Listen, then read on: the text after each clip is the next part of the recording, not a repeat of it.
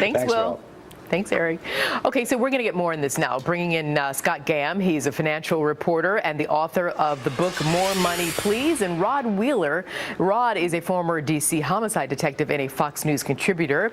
Good to see both of you. Good to see you. Good to see you, Arthur. So we're going to jump off on Will Carr's report. And Rod, I want to start with you.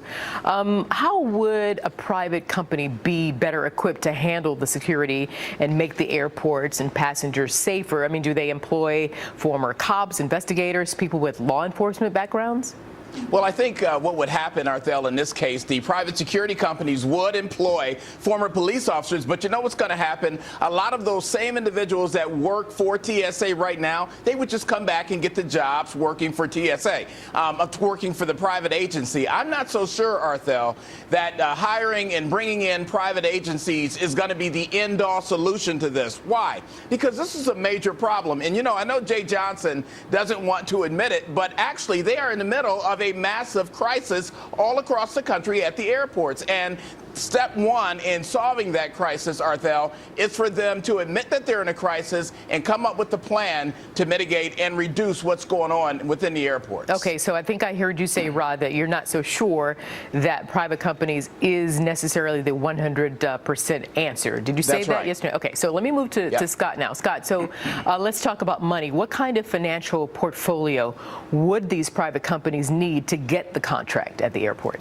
Well, like Will mentioned in his report, 22 airports have already resorted to private companies. So the good news is the TSA and government agencies would still need to review the private company and make sure that their standards are up to speed in order to really prevent, you know, people with weapons from coming through. But, you know, we hear all these stories about, you know, the TSA sending inspectors to the airports, and, you know, they don't necessarily stop people with weapons. So, you know, there are definitely holes within the TSA that need to be filled. The other thing I want to point out is that, you know, with the TSA, you know, customer service is a big complaint among passengers. With a private company, these companies have incentives to provide better customer service, because if they don't do a good job, they're going to be fired. Whereas with, you know, a government agency, there's really no incentive to provide top-notch customer service.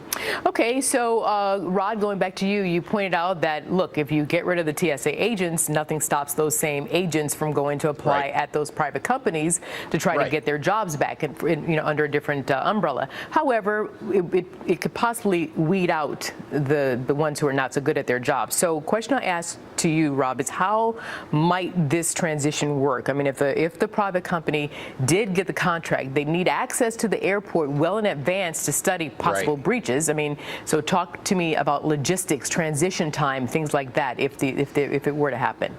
Right. I think it can happen. Obviously, as Will indicated in his report, it's happened at 21 airports now. But I can tell you it's going to be a logistics nightmare. I mean, every time we see the government go out and start privatizing government services, 9 times out of 10, you're going to have some issues, and especially logistic issues, with making it work. Now, that's not to say that it won't work, but the TSA really needs to look within themselves, Arthel, and see what even led up to this problem in the first place. You know, real quickly, just this morning, I spoke with a guy who's an expert, Don Rondo, who's an expert on transportation security, and what he said to me, he said, Rod, the answer to fixing our problems at the airports is for private and public government to come together, solve the problems collectively, and that's the way we can solve the problems. That sounds like a good solution, actually. It is. Yeah, Scott, I'm going to get you here with the last word. Do we happen to know how much money, you know, better run securities at the airports would save airlines and passengers?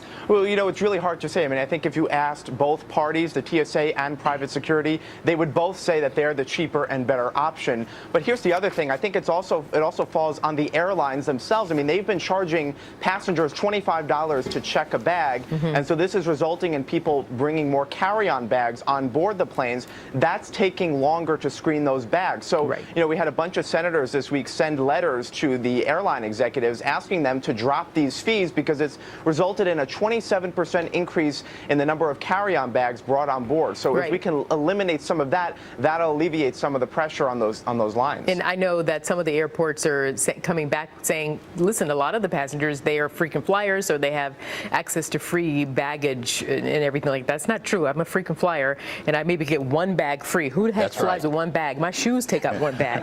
Okay, all right, I got off topic. All right, listen, I got to leave it there. It is a serious topic, though. I mean, we have to be safe, but people do need to get to and fro in some sort of manageable, controlled system. Environment. All right. Rod Wheeler, Scott Gamm, thanks to both of you. All right. Thank Thank you. you, Arthel. Yeah. Well,